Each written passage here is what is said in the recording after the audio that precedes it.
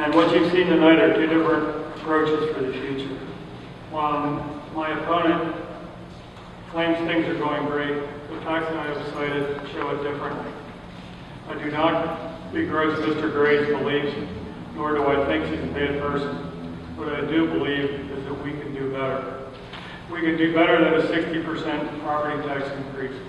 We can do better than violent crime is twice the national average. We can do better than cutting our police while building a new palace to the government, which, by the way, is $555 a square foot. The convention center was only $247.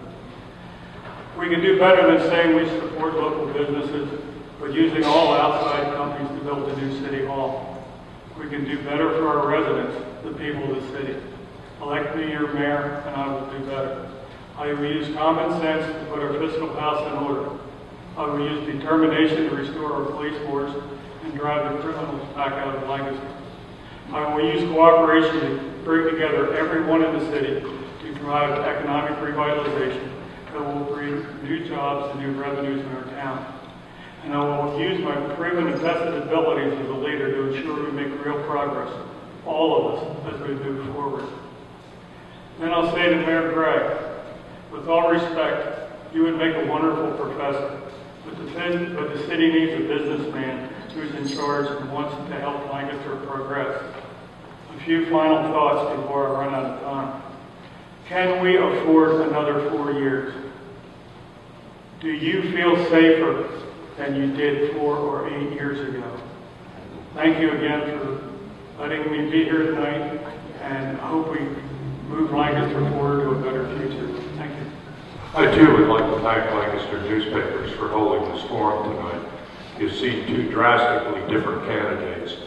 I will point out that I didn't inherit a law practice. Everything I got myself. I built myself. To say that that isn't a business would surprise a lot of lawyers and surprise a lot of businessmen too. Tonight we've heard my opponent take credit for some major successes we've experienced in the city. The convention center, which he told me to let it die when I got in office, it was in such bad shape. First Fridays, which started in the 90s really, and the government had nothing to do with it. Nothing to do with it. The artists and the art community started First Fridays, not Mayor Smithgall. Clipper Stadium, where I had to get the $900,000 that Mr. Smithgall promised surreptitiously, never told anybody on council. I had to get it from Governor Rendell because they couldn't finalize the payments on it. He takes credit for all of that. But he doesn't acknowledge the efforts of so many others who contributed to the success. It's not me or Charlie, it's a lot of other people that make this city work and run.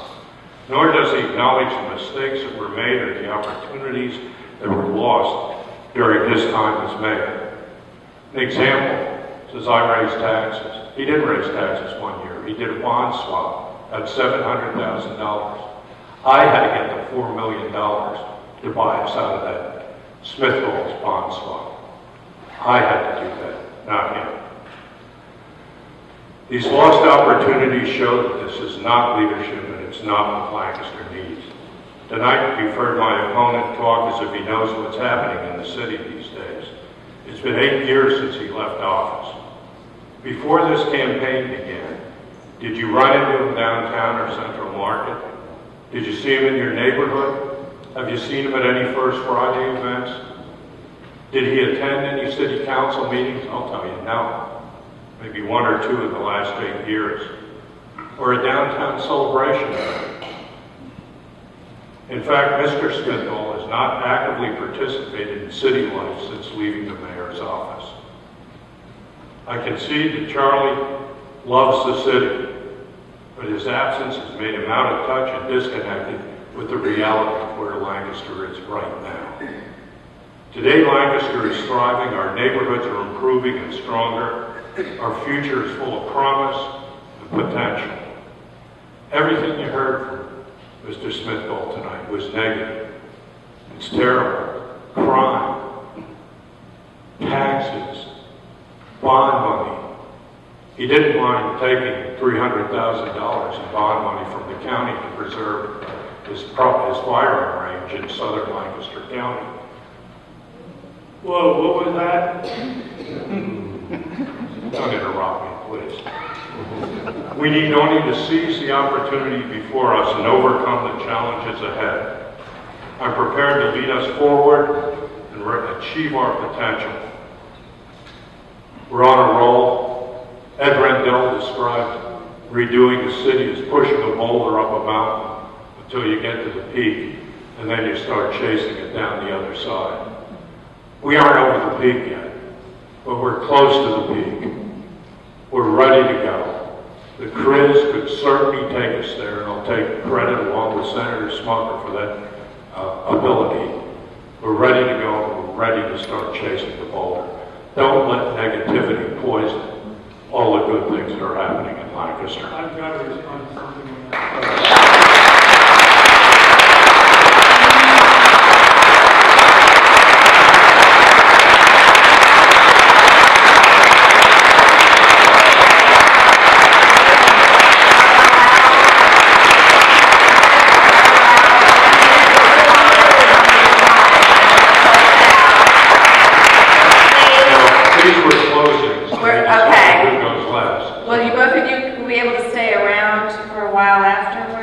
I have a birthday party for my 18-year-old grandson back there that I'm waiting to go to, so I'm not going to be around long. No, I'm going to get out of here as soon as I can.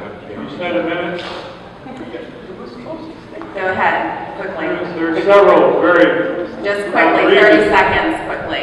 Real quickly. There's several allegations he's got here. The bond swap.